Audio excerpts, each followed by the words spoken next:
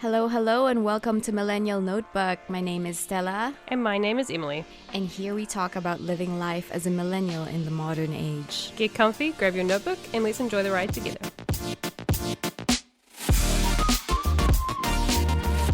Hi, everyone. I hope you had a good week. So, this is my opening every time.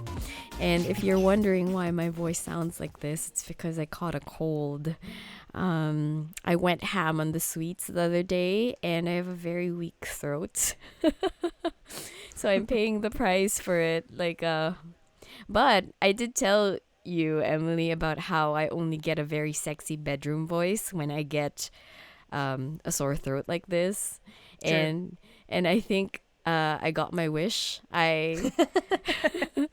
It was this I don't know if this was my actual wish that I wanted to make our listeners listen to my sexy bedroom voice via my sore throat. But here it is. I love it. Tell me I'm which more one of you I mean tell me which one you guys prefer, but this isn't something I can control. But anyway, now you know how my sexy bedroom voice sounds like. It's like this. Soothing.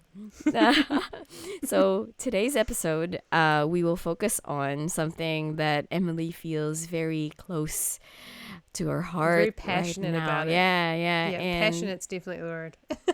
yeah, and so what is it about, Emily? Can you tell us more about that? So, we're going to be talking about mediocrity and work, i.e. being bored at work. Which I'm sure everyone struggles with at some point. I mean, you're there for most of the day. There's not always a lot to do.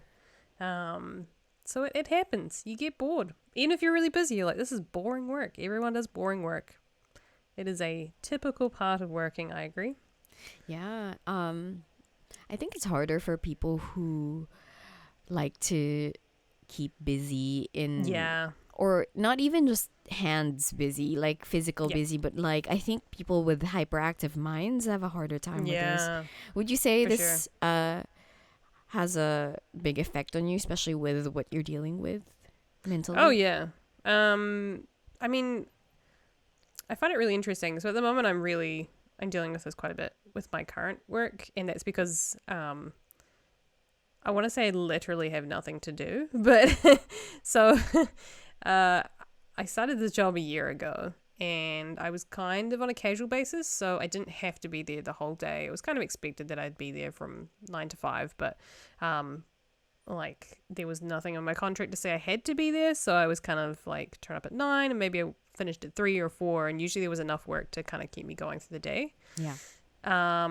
But I would say there was a couple of days, even from the beginning, that I was like, there's not really a whole lot for me to do. Like I'd get there and I didn't have anything to do. And then so I'd ask the project managers and they didn't have anything for me to do. And so I was like, I don't, because this is a new job, I don't really know what to do.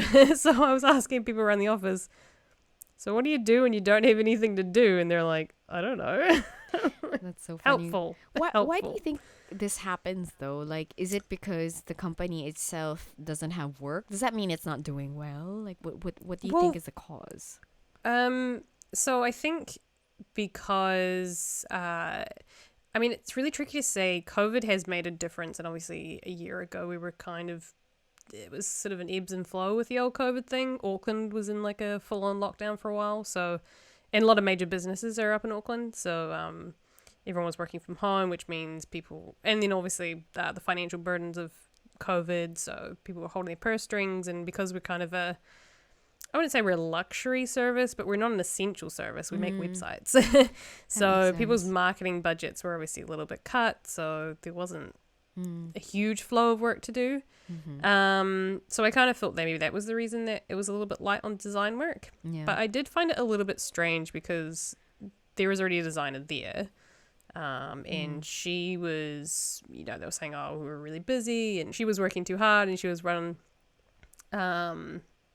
ragged and stuff like that. So that's why they hired me, and I was there part-time to sort of, more casually just to get my foot in the door and figure out, it's very common for especially because of my work experience. I hadn't done web before. I'd only done print design, so it was just kind of like, this is saving our butts, that if it doesn't work out, you're not on a full-time contract or a fixed contract. In other words, we'd have to wait 8 weeks to get rid of you, whereas casual contract, you can pretty much go, yeah, don't come in tomorrow, and like that's it. So although it usually doesn't happen like that. And it also put me in a place where if I didn't like the company, then I could leave at any point. But then eventually did put me on a fixed contract, which means that they liked to have me around, which I did appreciate. Yeah. But with that did come more of a structure. So it was like a 9 to 5. I had to kind of be there from 9 to 5, which I was like, oh, I really don't want to go back to that. But I've just kind of put up with it.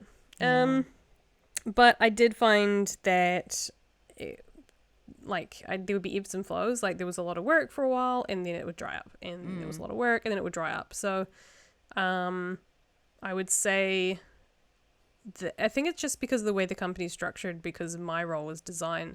I'm at the front end of the project. So the project goes through a development stage of sales and contracts and all that sort of project managing things, and it comes to us for design and UX. So that's like wireframes, which is pre-design stuff, like planning out the website sort of things.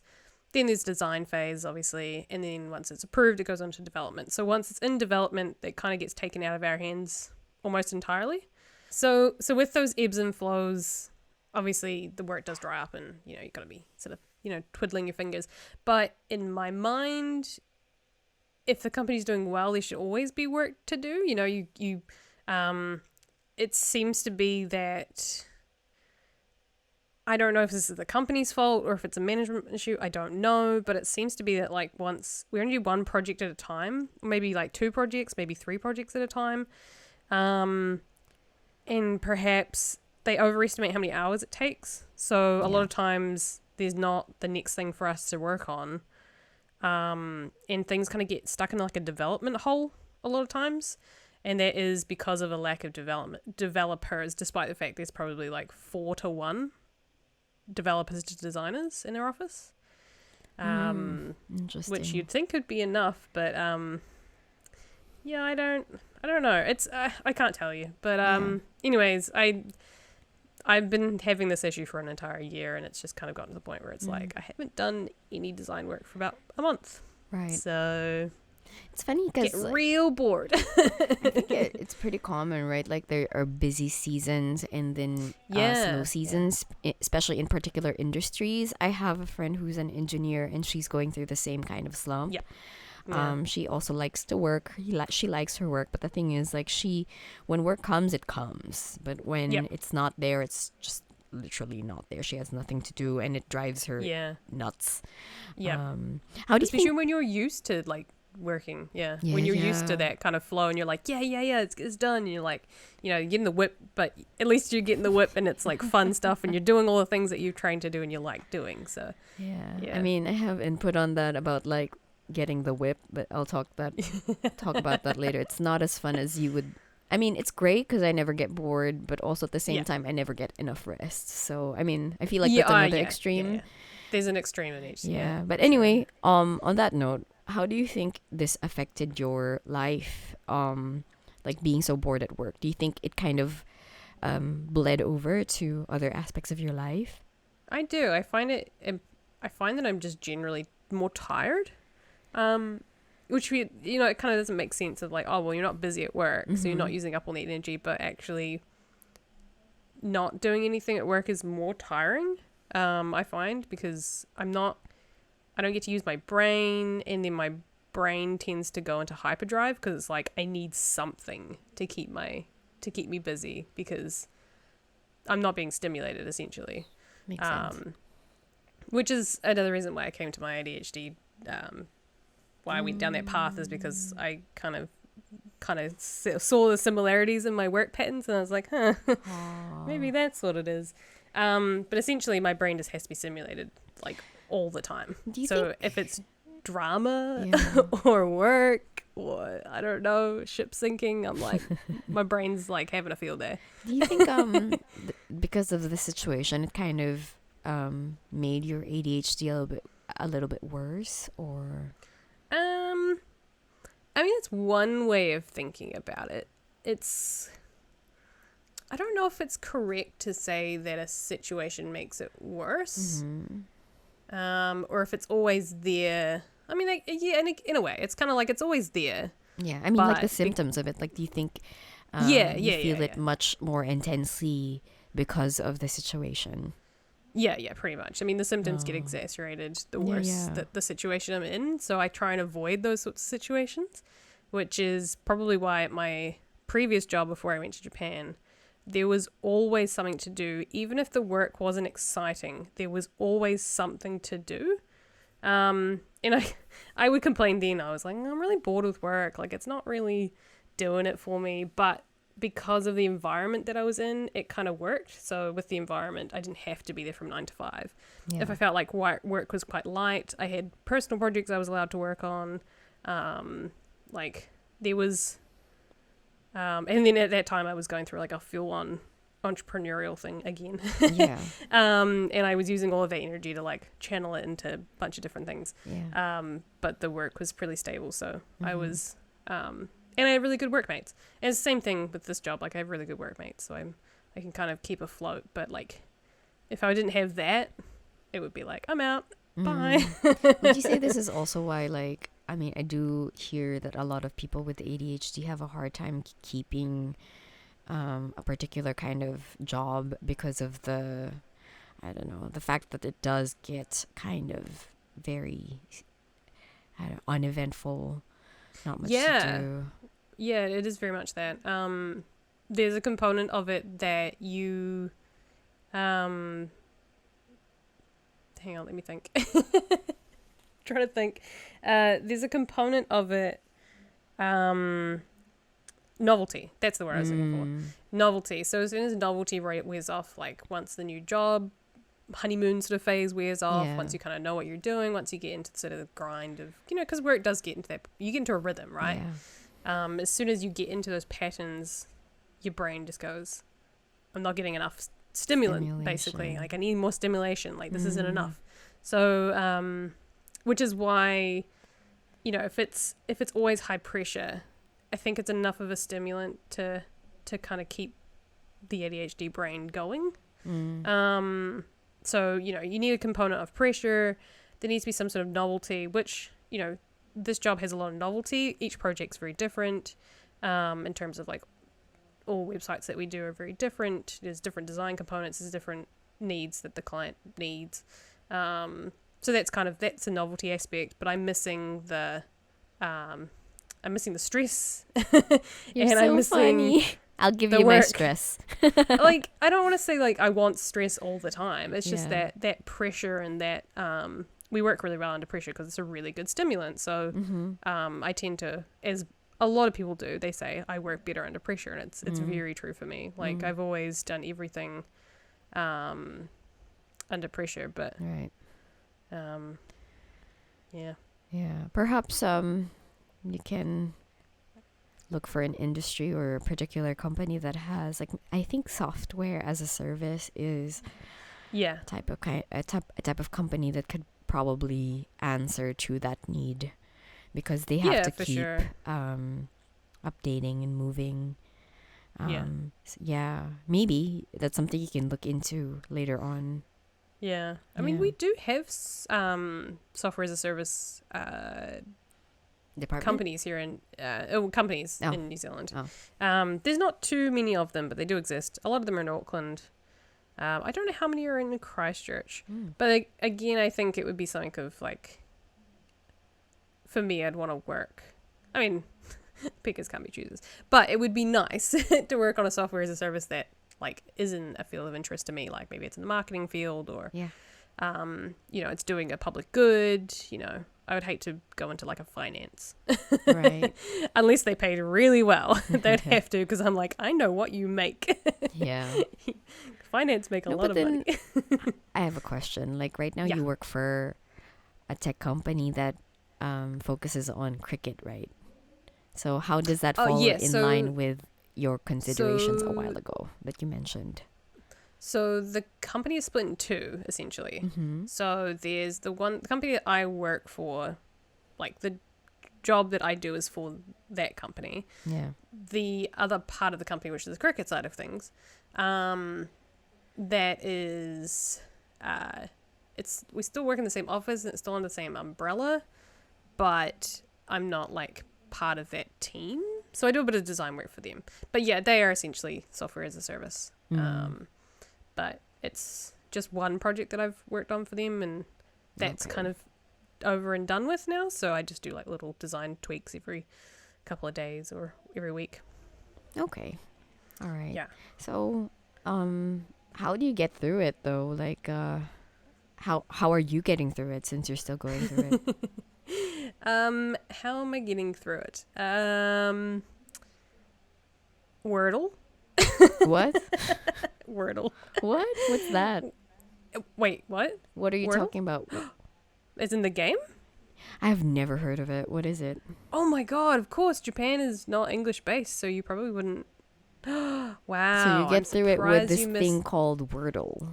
Okay, so every morning there's a daily Wordle, which is a 5-letter word that you have to guess, and you get 6 tries. Okay.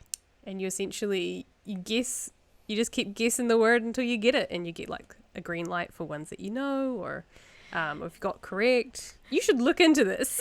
Wait, so this helps I'm surprised you missed it. Okay, well, I don't know. Can you It's please just a explain? novel- I'm confused. It's a novel thing that I can do. So basically what happens is I get to work. Mm-hmm. I do the Wordle. Most people do the Wordle in the morning. Yeah. And then I found this one called a hurdle, which is something you hear, and you Yeah. hear like 1 second of a song, and then you try and guess it, and then you hear the next second of the song, and you try and guess it. Yeah. So I've added that one to my list. So I get to work. That takes up about half an hour of my time doing the Wordle and the hurdle. I check my emails, and I check my Slack, and I go, "There's nothing to do. Cool." My colleagues showed me something called the Kitten Game, which Kitten Game. is a very it's a game. Technically it's a game, Yeah. but it's like the logic of a game without any design. So there's no pretty pictures or anything. It looks like a spreadsheet basically, and you essentially try and keep a farm of kittens alive. That's so cute. So you can like, I mean, it sounds cute, but like it wasn't stimulating enough. I was like, no, I need visuals. But obviously, if you have visuals, then you can get caught, and you know the idea is it's supposed to look like work. So the kitten game doesn't have any Yeah. visuals. No, it literally looks like a spreadsheet. Oh, that's so interesting. I'm yeah. gonna take a look at that. Not that I have any time to do that right now, and I work from home right now, so Yeah, I if see. you've got nothing to do, where we just chill out. Okay, so one, you played games that look like work. What else do you do? Yeah, I try and do stuff on the side. Mm-hmm. I watch a lot of watch and listen to a lot of podcasts. Like that kind of just takes up. It just what that basically does is, so obviously I have to do something. So I do ask my project managers. I'm like, what do I do? And one of my project managers, actually I've got 3 of them, but they're all amazing. And they're very good at finding me work, thank goodness, but it's never design work, unfortunately. So it's pretty dry stuff. It's like a CC kind of things, QA, so like quality testing websites. It's very boring, very dry, not creative, not what I signed up for, basically. But those projects, they're like, okay, you do this for 8 hours, and I'm like, oh, I could do this in 2. In fact, I did some of them in 30 minutes. I was like, this is ridiculous. Yeah. So basically to keep my brain stimulated and to make that job last a whole day, I do something like watch a podcast. And essentially what that does is it keeps my brain stimulated by giving me something to concentrate on, i.e. watch. But I've still got something on my screen that looks like work. Watch. What does that mean? Like the text comes up? No, as in like a video. Oh, Like but then doesn't a video look too much like a...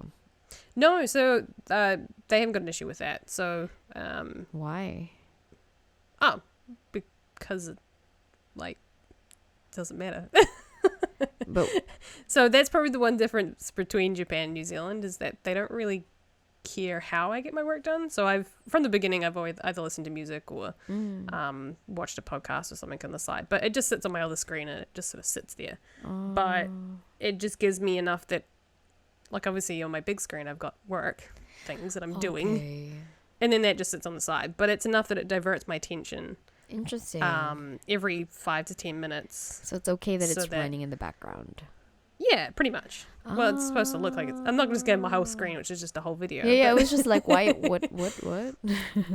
No, it just sort of sits on my other screen, and Okay. Yeah, but it's enough that I can kind of keep my brain active and feel like I've,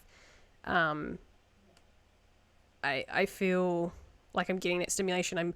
I'm learning, or I'm getting some sort of input into my brain, so that my brain's like keeps me through the day. But I find that's really important. Whereas if I was at home, it would be, well, even when I'm doing design work, I listen to music, and that's enough just to kind of keep me on task. Yeah. So I have a question on that note. Like, have you ever attempted to ask for more work since? Yeah. Because I remember in my previous job, I was also very bored because it's the type of industry where we have busy months and we have slow months. And during the slow months, I would ask for more work because I was bored out of my mind. I cannot sit down. I usually got more work, although it wasn't as stimulating as I would prefer, right? It was more of like physical work, like sending stuff to some of our partner companies, like stuff like that, just to help out the general affairs department and stuff like that. So, but I don't know. How about you? How is it like? I wish I could do that. I wish we had like a little shipping station that I could go and do something. Like if I run out of stuff to do, I don't mind the odd novel task which isn't design work. It's like, oh hey, we've got this little task for you to do, and I'm like, cool, something exciting and different. Sometimes it's really good, but when it's like been that way for weeks, I've done the same thing for weeks, then that's where I get really my brain just switches off. I'm like, I'm bored. Please give me something. But yeah, so I mean, I do ask for work. I've been doing this from the very beginning, just kind of like, okay, cool, so I'm done. And then I ask my project manager, and she says I'll see what I can find, and then I'll ask my manager, and he goes, I'll try and find you something, but oftentimes that doesn't really result in anything. Which is not good. But kind of a few months ago this happened, and it got to the point where I was asking every morning, and for me, that's how bad. They'd give me a project, but it would only last me a half a day, and then I'd ask them again. So they're trying to do their job, which they've got work to do, and here's me coming. This is the way I view it. Here's me coming along every 5 minutes and going, hey, so have you got work for me to do? Hey, can I help you with something? Hey, can I do some work? So they're like, I find that for me is like, oh well, I'm just annoying. Yeah. So let's try and do that less. But if I don't do that, then I've got nothing to do. Okay. So then I have to. So basically, my way of getting around that is asking for a job that can last 8 hours, and then I don't have to ask till the next day. But I find I get really anxious about the whole idea. So I mean, I'm battling that as well. If I can't say if I didn't have that anxiety, everything would be fine because I just keep asking for work. But there's got to be a point where anyone, regardless if you have anxiety or not, goes, I must be annoying, right? I'm being annoying asking for work every 5 minutes. Right. But you'd think that it would switch somewhere in their brains being like, you never have anything to do. Something's not right. Which I think recently the project managers have gone, okay, this is not good. Both our designers are now asking for work because they've got nothing to do. So something's not quite right. We gotta find some more jobs, essentially. So I'm basically, at the moment, the stuff that I'm doing is hopefully to get us more work in the future, but that could be months or weeks away. So who knows? Interesting. Because you still have to go through the whole acquisition process of like quoting and all that sort of shit before it even comes to me. So yeah. So you talked about like how you did try asking for more work, but how about like, have you ever talked to your boss about this in terms of, hey, so have you noticed that I've been asking for work regularly, stuff like that? Or do you think just the thought of having this conversation is making you very anxious? Like, I wouldn't know what to do with that, Yeah. actually. I hate conflict. And Yeah. so things like Yeah. that, just thinking about doing it would make me very anxious. So I don't know if I would even attempt to do so, but I'm Yeah. just asking if you ever considered it. Oh, yes. I've been told by my therapist, my partner, To talk to your boss my about other it. colleagues being like, No. you should just talk to so and so. And I'm like, nah, I'm good. I don't really want to go through that whole conversation. Yeah. Like, I don't know. It's one of those things that if I'd done it sooner rather than later, it wouldn't be such an issue. But I've thought about it too much now that I'm feeling Really anxious. the whole about idea of it makes me really anxious. it. I And can I feel that. don't know what I don't know what it's going to set in motion. Mm. And I'm worried that it could set in motion bad things. I don't know. It's a weird thing. Yeah, I get that, because like Yeah. sometimes there are actions, some are things you can't control, right? And depending Right. on your boss, some would be like, oh, does that mean she's been slacking off the whole time? Or, you know, I mean, there Yeah. are plenty of things that your boss can end up thinking about once you have this conversation. So I can see why this could be a point of Yeah. anxiety. It's not always going to go Yeah. well, is the thing, right?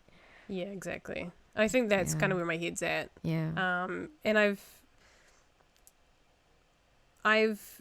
so this has happened a few times, and I think it's just the kind of person that they are. But I found that conversations with them tend to not go in my favor. Mm-hmm. Either I get talked out of perhaps what I should be saying Yeah. to be a people pleaser, and that's not a good thing. Mm. Or I won't get what I want. Not being, I don't get what I want. It's more so like I'm not getting across what I'm trying to get across, Yeah. and I'm not yeah. getting the result that I need, because I'm being a people pleaser and not saying truly what I feel and think, and Yeah. that's something that I need to get better at. But I find that tends to happen when a precedent's been set. For example, this never used to happen with my old boss because, he would be really good at checking up with me. He would be the one that would come to me and say, hey, look, is there anything I can do for you? Is there anything that you need to make your job easier? We'd constantly be in communication, and it was easy to communicate with him because I knew he was on my side. Yeah. Whereas there's been a precedent set with my new boss where I feel like he's not on my side. Really. Does that make sense? Or like feeling like I'm a pawn a little bit. And it's like I really like him as a person. Like 100% really like him as a person. Really good guy. But when it comes to the workplace, things just seem, I don't know, something's not right, So like he's not playing for our team. It's almost like he's playing for the other team, And I totally get that, because I mean, I have several people working under me as well, and it's a constant struggle. Honestly, it's a constant struggle of which side should I take? Like, should I take Yeah. the management side where they want us to work, for example, 110%, and literally the people under us can have been working at 100%, right? And how And do I even? that. And I yeah. know that, right? Like, I am experiencing the stress from that, and like, I'm getting demands from up above that we need 10% more, but I know that 100% is the limit, right? I mean, it's already maximized. So I do understand that, and maybe listening to what you're saying here, maybe your current boss is more on the other side of it, right? Like, I get that feeling, and it makes a lot of sense. He's been with the company a really long time. I would consider him quite jovial and quite friendly with his higher ups, technically. So he's got more skin in the game on their end than he does with me. Yeah, I've been that there for a makes year, sense. so it makes sense, and I totally agree with that. But personally, and this is the way that I would always run my company if I ever had one. Is I would always vouch for the little guy and like always be like, I don't think I'd ever want to be in a management position, but if I was in a management position, the way that I've seen most companies do really well is if you play for the small guy. If you make sure that the quote least important person in the company feels like the most important person, like their needs are met, that they're getting the care that they need, and like and I definitely feel like, I've had a lot of sick days since the start of the year. I've had a lot of back issues and stuff, so they've been really good with that. But when it comes to not having enough work and stuff, I don't know. It's just this little barrier of like, do I mention it and therefore set in motion my, firing? Because like why would you keep someone around who's not doing anything, right? It's not productive and it's not good for the company. So why would I want to put that seed in their mind? And two, I don't want to be needy when I don't want to feel needy or like look needy in that. So I don't know. It's a real struggle. I'm really struggling with this at the moment. And I feel like this wouldn't be an issue if a precedent hadn't been set. You know what I mean? Like if I didn't feel that since I've been there, there's sort of a precedent set, then maybe I would approach this quite differently, because I've seen in different settings that when I think, put it this way, when I've felt empowered in the past, then I feel empowered to say and to speak up and get what I need and what I want from a workplace. Makes sense. When I've felt I don't know, disempowered, like when I feel like that power is stripped away even slowly, then I feel like I'm in a place where I can't speak up. So, and I think that's everyone. I think everyone gets into a point where if they get what they need from top management and they feel that empowerment, then I think they do quite well. I super feel that. Being in a management position, I feel like, it was my responsibility to be able to take care of the people working under me, and actually I tried to create opportunities for them to step up if they wanted to. And I think that's very important, right? As a manager or someone who's handling a lot of people, is to be able to kind of, and that's part of your work, right? To balance both sides. I'm sorry that your boss may not be filling in those shoes very well if you feel like you can't trust him to be on your side. He, not she. Yeah, I got a he and a she. Yeah. The she is better. I feel like there's a lot of context around this whole situation. Like, obviously when you're in a workplace, you see a lot of things and you hear a lot of things, and I've started to see a lot of things that are kind of like, oh, okay, I think I can see where the politics. I don't think it's politics sort of stuff, but there is a little bit of a jostling happening, and it's just, I think it's just management, right? management Too styles, much to deal management with. styles. Something's not. There's a chain. There's a link in the chain that's not quite doing its. Yeah, that makes job. sense. I think every organization has that, Yeah. But There's something holding it back, but okay. So I remember you told me that you mentioned this to your therapist. Did you get any advice on how to deal with this? Since you have to deal with this almost on a daily, right? Oh yeah, pretty much. At the moment, it's daily. It was good for a while. It was a while, but I think she was just realistic about it and just saying, if you don't do something about it, then, like, in other words, if you don't talk to your boss and stuff like that, how are you supposed to resolve wow, the she's issue? she's very pragmatic. She said it. Well, what would you say? You said the exact same thing. Jonathan said the exact same thing. She said the exact same thing. Like, if you don't talk to someone about it, then you're not going to get it resolved, because you have to communicate these issues, right? My therapist takes the empathetic route. So she'd be like, okay, so how is this making you feel? And then do you think you can handle this further down the road? And if not, then how should we? It's kind of like the emotional path toward the solution versus like I don't know. I mean, I'm pretty sure you had a whole conversation before she even said that. Yeah. So I don't think I mean, she's as cold as like, you know, if you No, don't no, tell- no. I think I made it more cold than, but in the end, it was like, what's the solution? And she's like, well, Yeah. this is I like realistically, this is the solution. Yeah. But there is a lot of emotional barriers, I guess, Yeah. in that. So I just need to, yeah. How do I work through that? I don't know. Find another job. Right. Okay. Leave. So on Run that away. on that note, I mean, yeah, so have you considered looking for another job?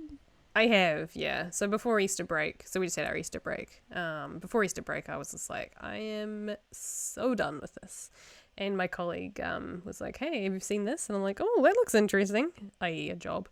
And I was going to apply for it, but I think once I kind of had my break and had a really good think about it, I think, you know, my major doubt, you know, I tend to just apply for jobs on the whim because I'm like, stuff it and just apply for a job. And the last few times I've done that, I've actually got the job. Wow. That's pretty good. Oh, yeah. And so Yeah, you no, just end it's- up rejecting it and you're like, sorry, I actually No. don't want you guys. No. Usually if the situation's bad enough, I'm like, yep. And I jump ship and I go on to better things usually. But then I sort of thought about it and I'm like, look, I've had this issue, not just in this workplace, but in other workplaces I to see. varying degrees. Like these issues continually come up and that I end up with not enough work or I get bored or the novelty wears off or I don't feel that fulfillment anymore. So with my job before Japan was the next job. It was basically me going like, okay, yeah, I've done this. I feel like I'm ready to move on. And Yeah. I just took the leap to Japan. And I just feel like the same thing's going to happen. I'm going to get to a point where I need to move on. And ultimately working for someone else is not what I want to do. And I want to work for I've got my own dreams of, being my own boss and doing a lot more freelance stuff and having my own company or having a bit more control over what I do. So, Yeah. I mean, that is ultimately that's the direction I want to go. Yeah. So I thought about it and I was thinking, realistically, am I just jumping from this job to the next job to the next job to the next job for the rest of my career? And how damaging is that? And what's to say I'm not going to have the exact same issues, with In the middle next management one. in the Yeah. next job. Yeah. And I was thinking this is just it's a bit ridiculous, really, isn't it? Yeah. So I'm going to use the energy that I'm going to use my energy as best I can to start my own thing. Right. And I ultimately think that's the best decision. Mm. And I find, I don't know about you, but I often find when I come, yes, I'm exhausted after a day of doing nothing. Yeah.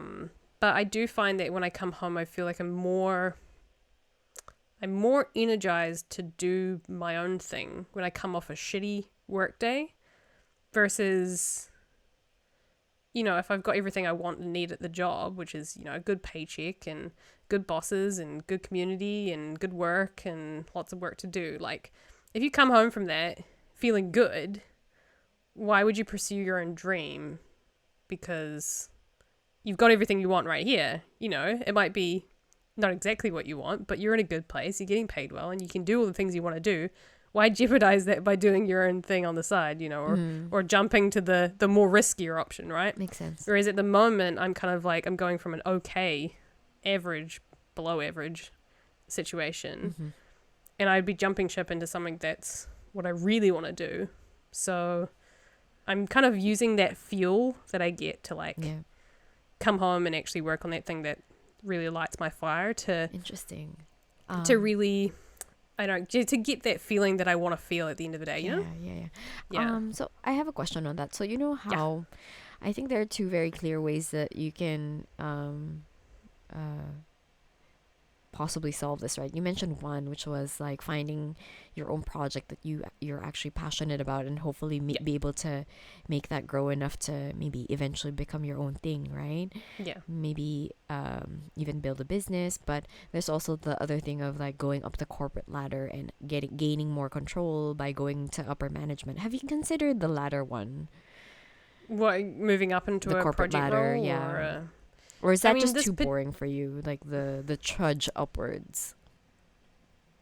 I mean, it's a lot of work, especially when you jump ship a lot. I Yeah. feel like that's definitely something you've got to do after being there for a bit of time, or like gaining that experience. And obviously, when you restart a new job, Yeah. that kind of pulls you back a little bit. You're obviously going to get there faster Yeah. if you stay at the company longer and you build loyalties, and like I understand all that, but that is a grind. And I don't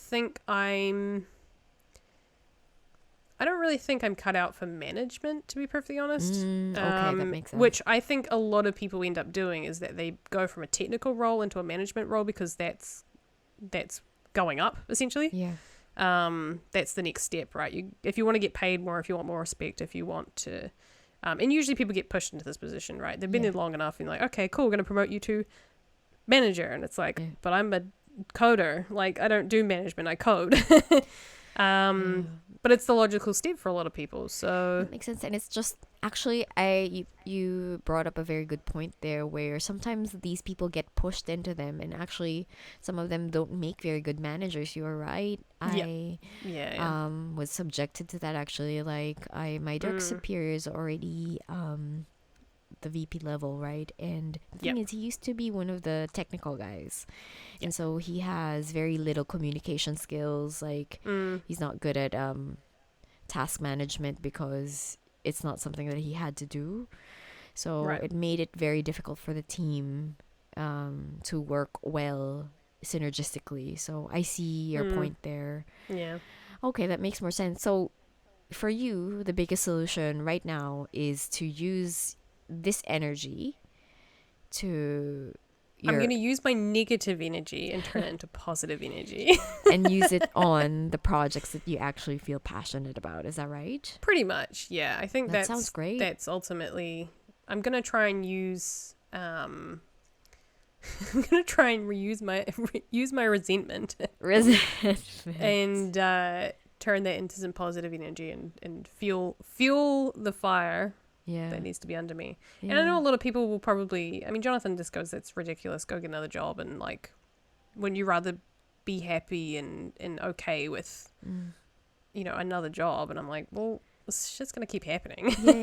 And it's not ultimately going in the direction I want to go in. Yes, it would be nice to have a cushy little job that pays well and you come home and you feel great and you don't have to work 12 hours a day.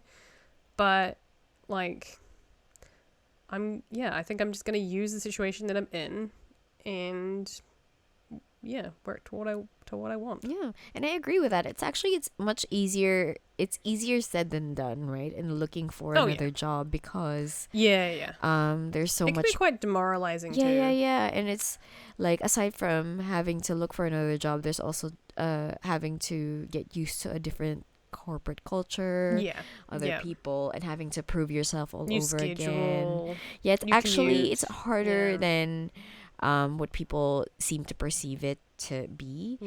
And I see where you're coming from there, where it's much easier to just keep the status quo and then make the changes in your own personal life, because it will it means there will be less things that will have to change on the regular. And we all have bills to pay, and just the uncertainty of moving to a brand new environment can really trigger a lot of anxiety in a lot of people, especially if you don't have a backup plan or people to kind of support you if you end up losing your job. So I understand where you're coming from there, and I think it's a great solution. This is something that I did. So. That's what I did as well before my current job. I had a lot of spare time and a lot of like unused energy, and so that's why I ended up meeting you, right? I went to a lot of seminars after work. I volunteered for an organization that supports women in startups and in tech, and now I don't have much time for that because of my current job, but I think it's a great solution because it also enriches your life outside of your work, right, in your day job. So I think it's great, and Yeah. I think maybe our listeners who are in a similar situation can find hope from that because it did work for me. And would you say it's kind of working for you right now, Emily? Um, it's a bit of an adjustment. Mm. I think I'm having a bit of a mind adjustment, just kind of like reevaluating things and like getting my mind straight and going, okay, this is the new normal now. Yeah. And instead of finding, I'm just finding my groove again, let's say. Yeah. I'm just finding my groove again. I'm like, okay, this is what we're going for. Reevaluating goals, reevaluating what I thought the year might look like. Yeah. And I think it's just going through a bit of an adjustment period. Just to for go, sure. okay, this is where we're going. This is what I want to be. This is where I want to be in a year. And Yeah. let's just go for it Yeah. and see what happens. Sounds And great. at the end of the day, I still get paid. Yeah. So I might be bored out of my mind, but I can pay my bills. Yeah. And that's one of the important things here. Like, Exactly. life is hard. What are we gonna starve? So Yeah, no, still got to pay the bills. yeah. And I I'm think just going to complain about it. and I think you're doing great on your side projects, right? Like you thank you. have Ko-Fi and it's doing I really do. well, and you I have got this Millennial little Notebook. podcast. Yeah. Yeah. And Just we're keeping me bringing pretty like, happy. to our listeners little bumps of energy every Monday when we need it most. I hope so. I hope so. That's what we aim I hope to this do. episode wasn't too like me complaining. I should. No, I think it's a very valid point, and Yeah. a lot of people experience it. So I think it's good that we're voicing out this thing because, as we've mentioned in our previous episode, there is this hustle culture that's pervading our generation, and I think it's very interesting that you talked about something that not a lot of people bring up, right? Because everyone's, they're kind of, I don't know if there's this. I think I heard this term before, hustle porn, where you kind of try to show people that you're hustling, right? That you're working really hard. So there's never that opposite of that where it's just like, oh, look at me, I'm just chilling out, Well, like, I mean, I don't know. I think it would be. Yeah, I mean, look at it this way. Like, Yeah. I've just explained why I'm hustling. So Yeah, I mean, but in the workplace, right? Because some people kind of like focus so much on the day job and forget about, sometimes you need something else outside of that to be able to fulfill some needs as well, right? Because right now you're hustling for your side projects, and whereas your day job is just like, chill. Oh yeah. Yeah. It is very chill, but obviously there's too chill. Yeah, so yeah, I mean, I don't think this gets enough I don't know, there's not enough conversations on this, and I think it's great that you voiced it out because this was never something that I brought up in my previous job because I was kind of really embarrassed to talk about how bored I was.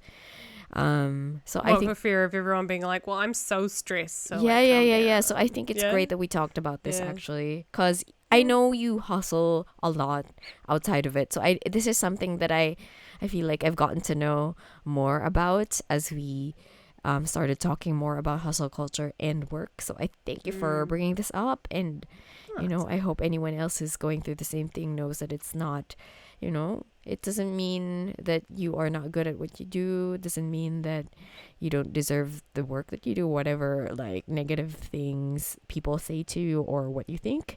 It's, sometimes it's normal, and, there are ways to get out of it, ways to deal with it. So everyone look at Wordle and Kitten Game. Yep. Maybe it helps. It'll just get through, the first 30 minutes of the day, and then, just kickstart your day with a great little Wordle and then play Kitten Game. Yeah, sounds great. Okay. All right. Thank you so much, Emily. I hope you guys enjoyed this no worries. episode. Maybe next time I can talk about the opposite of this is just extreme anxiety at work because work never ends. Let me think about that because I don't know if I want to think about it and talk about it because I might just explode. Yeah, no fear. We'll come back to it. yeah. I'll think about it, and then we'll have an episode in it if I feel like I am capable of talking about it. Sounds Good. Yeah. All right. Thank you so much. And we hope you'll have a great day ahead. Bye, guys. Bye.